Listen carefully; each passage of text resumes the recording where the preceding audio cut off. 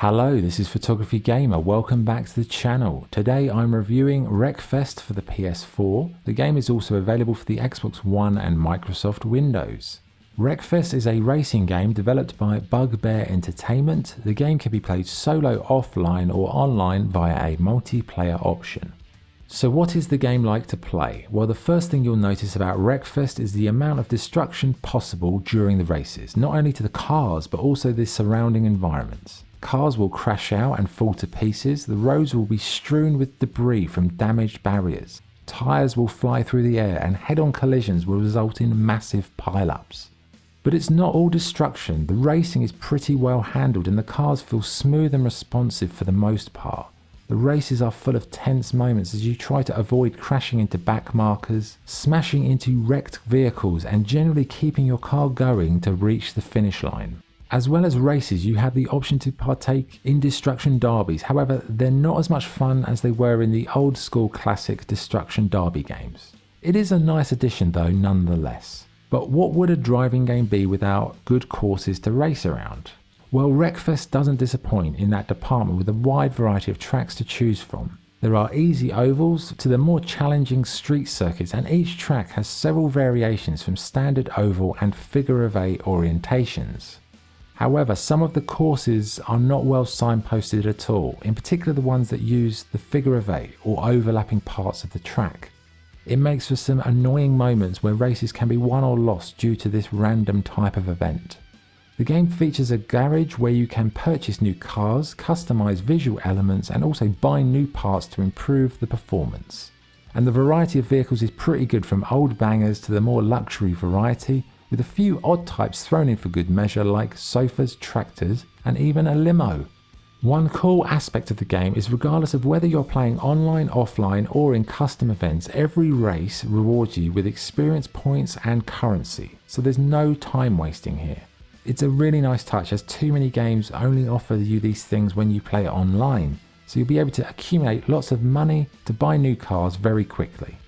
In terms of modes, you have the extensive solo career mode, a custom event mode where you can choose all sorts of settings for each race, and finally there is the online multiplayer mode.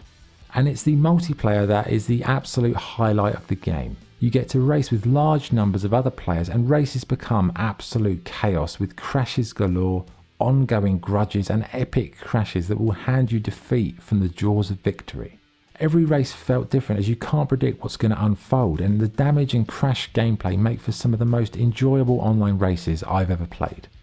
But the AI in the solo races is pretty good too, with the computer drivers happy to smash you into the barriers or take you out on the final corner as much as human players. And finally on gameplay, difficulty wise you've got several options. Casual gamers can go for the easy levels, but if you really want to up the ante you can go on hard and control the gears as well. Graphically the game looks pretty solid in general without having the wow factor of higher budget games, but the cars look good and in particular the damage effects are excellent and really make the races and destructible elements feel believable.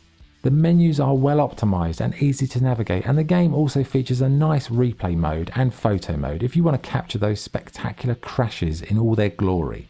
The game's soundtrack, it's okay, although some of the car sound effects, they're also quite monotonous and annoying after a while. The in-game music, it's great if you like metal. If you're not, then you might want to mute that and put on your put on the radio or something. Okay, what's good and what's bad? What's good? The destructible cars and environments add so much fun and variation to the races. The course variety is pretty good, as are the vehicle options. The game has a fun personality and a good sense of humour, very evident in the ridiculous sofa races. The progression system means you never waste your time, the ability to mod your car is appreciated, and in online multiplayer this is one of the most entertaining games you can play today.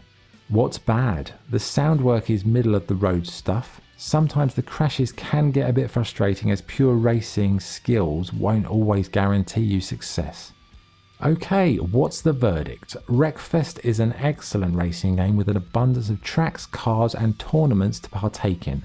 But the absolute star of the show are the destructible cars and environments. They add an immeasurable variable to each race, which makes each race feel genuinely unique. so no two play sessions will feel the same, whether you're facing off against AIs or other players online. It's a thoroughly enjoyable experience and one I would strongly recommend.